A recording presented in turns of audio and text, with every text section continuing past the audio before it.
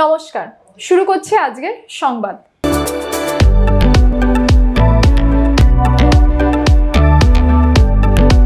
নদিয়ার মায়াপুর ইস্কন শ্রী শ্রী চন্দ্রোদয় মন্দিরে সমারোহে অনুষ্ঠিত হলো রাধা অষ্টমী উৎসব। প্রত্যেক বছরের মতো এবছরও রাধা রানীর আবির্ভাব দিবস হিসেবে এই দিনটি পালন করা হয়।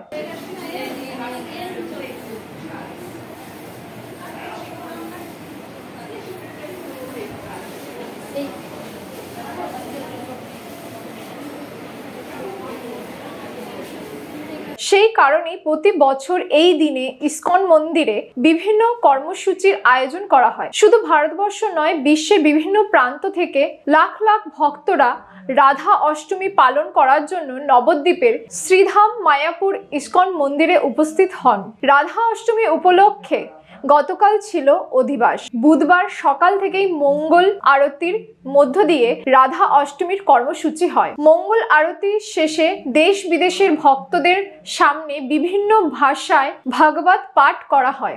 রাধা অষ্টমীর দিনটি কেন পালন করা হয়, কি ইতিহাস রয়েছে তার পেছনে, সেই সম্পর্কে ধারণা দেওয়ার চেষ্টা করা হয় ভক্তদের। বুধবার দুপুরে রাধা অষ্টমীর মূল অনুষ্ঠানে রাধা ও শ্রীকৃষ্ণের অভিষেক করা হয়। ইস্কনের বিভিন্ন মহারাজারা রাধা ও শ্রীকৃষ্ণের মূর্তিতে দুধ ও পুষ্পাঞ্জলি প্রদর্শন করেন। গোটা দিন জুড়ে ইস্কন মন্দিরে চলে ভক্তদের নাচ, গান এবং হরিনাম সংকীর্তন। বুধবারও তার ব্যতিক্রম নয়। বেলা বাড়ার সঙ্গে সঙ্গে ভক্তদের সংখ্যাও বাড়ে মন্দির প্রাঙ্গণে। সেই কারণে ইস্কন কর্তৃপক্ষের তরফে বাড়তি সতর্কতা অবলম্বন করা হয়েছিল।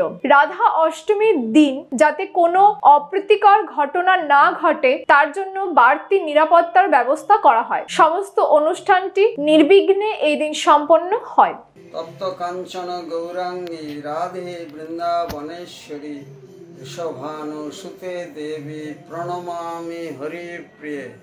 আজ শুভ দিন, শ্রীমতী রাধারানীর জন্মতিথি মহামহোৎসব রাধাষ্টমী।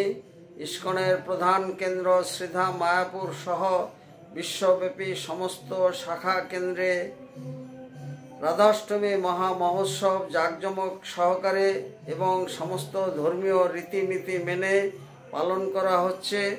শ্রীধাম মায়াপুরে দুদিন ব্যাপী অনুষ্ঠান চলছে। গতকাল ছিল অধিবাস এবং আজ ভোর 4:30 থেকে সারাদিন ব্যাপী রাত 9টা পর্যন্ত বিভিন্ন অনুষ্ঠানের আয়োজন করা হয়েছে।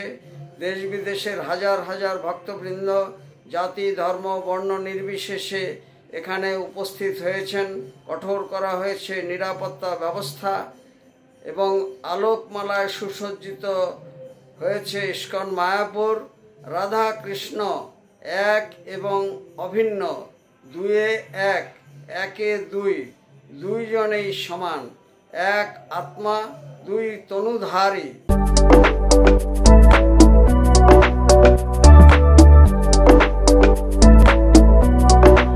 আজকের সংবাদ এই পর্যন্ত। নমস্কার।